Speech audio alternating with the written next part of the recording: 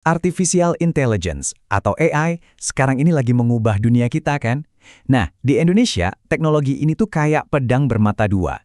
Di satu sisi, AI menjanjikan revolusi besar-besaran. Tapi di sisi lain, ia juga membawa bahaya yang mungkin belum pernah kita bayangin sebelumnya. Yuk kita kupas tuntas dua sisi ini. Oke, kita mulai dari sisi baiknya dulu ya. Kutipan dari seorang ahli di ITB ini benar-benar nunjukin optimisme yang gede banget terhadap AI. Terutama soal potensinya buat mengubah total cara generasi penerus kita belajar. Jadi, apa sih sebenarnya AI itu? Sederhananya, ya seperti yang tertulis di sini, AI itu teknologi yang dirancang buat niru cara kerja otak manusia. Dia bisa belajar, bisa ngambil keputusan sendiri, bahkan ngerti bahasa kita. Nah, kemampuan inilah yang jadi sumber dari semua janji manis dan juga bahaya yang akan kita bahas. Mari kita gali lebih dalam soal janjinya AI. Kira-kira di mana aja sih AI udah mulai kasih dampak nyata buat Indonesia?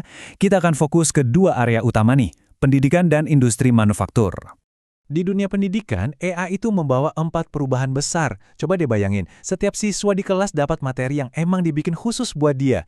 Guru-guru juga nggak lagi pusing sama urusan administrasi, jadi bisa lebih fokus ngajar. Dan yang paling penting, pendidikan berkualitas jadi bisa diakses dari mana aja. Bahkan dari desa terpencil sekalipun. Ini bukan lagi fiksi ilmiah loh, ini adalah masa depan yang lagi dibangun sama AI. Sekarang kita pindah ke industri manufaktur.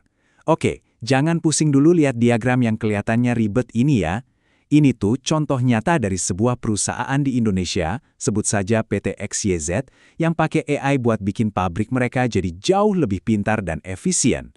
Penasaran gimana caranya? Yuk kita lihat. Nah, ini dia bagian paling kerennya.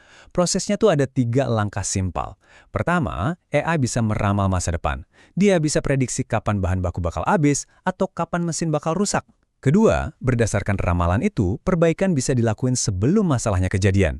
Hasil akhirnya, waktu produksi yang kebuang jadi jauh lebih sedikit, yang artinya hemat biaya dan produktivitas meroket. Ini benar-benar efisiensi level dewa. Potensinya kan gede banget ya. Tapi teknologi sekuat ini nggak bisa dong dibiarin jalan sendiri tanpa aturan.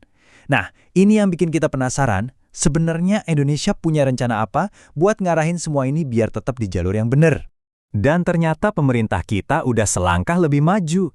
Udah ada loh rencana besarnya yang khusus dirancang buat memandu pengembangan AI di seluruh penjuru negeri. Ini dia wujudnya, Strategi Nasional Kecerdasan Artifisial Indonesia. Ini bukan sekedar tumpukan dokumen biasa loh, anggap aja ini peta jalan yang isinya ambisi besar bangsa kita buat menguasai kekuatan AI. Dan ngomong-ngomong soal peta jalan, ini benar-benar ambisius. Dimulai dari tahun 2020, strateginya fokus ke hal-hal fundamental, talenta, infrastruktur, data, dan riset. Visi jangka panjangnya, di tahun 2045 pas Indonesia merayakan 100 tahun kemerdekaannya, kita bukan cuma jadi penonton, tapi jadi salah satu pemain utama di panggung AI dunia. Keren kan? Oke, sejauh ini kan ceritanya manis banget ya. Tapi, setiap koin pasti punya dua sisi.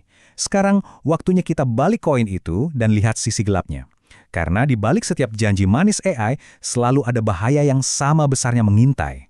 Ingat kan tadi kita bahas gimana AI bisa bikin materi belajar jadi kreatif dan interaktif? Nah, kemampuan AI buat menciptakan konten yang kelihatan asli dan meyakinkan inilah yang jadi inti kekuatannya. Dan disinilah letak bahayanya. Teknologi yang persis sama, yang bisa bikin konten pendidikan keren, ternyata bisa juga jadi senjata makan tuan. Inilah yang kita kenal dengan istilah deepfake. Video atau audio palsu yang saking nyatanya bisa dipakai buat skandal politik, pemerasan, sampai menyebar hoax dalam skala yang belum pernah kita lihat sebelumnya. Slide ini nunjukin dengan jelas dua wajah AI. Di satu sisi, kita dapat efisiensi dan inovasi, tapi di sisi lain, muncul ancaman baru yang jauh lebih pintar dan susah dilawan, mulai dari serangan siber yang bisa belajar sendiri, sampai manipulasi data besar-besaran. Terus kenapa ini jadi PR besar buat Indonesia? Nah, masalahnya tuh ada beberapa. Biaya buat terapin AI itu mahal, orang-orang ahlinya masih sedikit, dan yang paling kritis, aturan hukum kita, kayak UU ITE misalnya, itu belum siap ngadepin kejahatan model baru berbasis AI. Hukum kita kayak lagi jalan santai, sementara teknologinya udah lari sprint, jauh banget ketinggalan. Jadi, pertanyaannya sekarang gimana dong? Di antara janji yang menggiurkan dan bahaya yang menakutkan, kita harus jalan kemana? Jawabannya sebenarnya cuma satu kata, keseimbangan. Tabel ini nunjukin persis dilema yang lagi kita hadapi. Setiap kali kita lihat peluang keren di sisi kiri, selalu ada tantangan berat yang menanti di sisi kanan. Produktivitas naik tapi ancaman cyber juga makin canggih. Pendidikan bisa maju tapi kita butuh banyak banget talenta baru. Inilah aksi penyeimbangan yang harus dimainkan oleh Indonesia dengan sangat hati-hati. Jadi intinya begini teman-teman, AI itu pada dasarnya cuma alat. Dia nggak baik, nggak juga jahat. Persis kayak pisau, bisa buat motong sayur di dapur, bisa juga dipakai buat hal yang nggak bener. Semuanya itu tergantung siapa yang pegang dan gimana aturannya. Inovasi harus jalan, tapi harus dibarengi sama pagar hukum dan etika yang kuat. Pada akhirnya, pertanyaan ini kembali ke kita semua.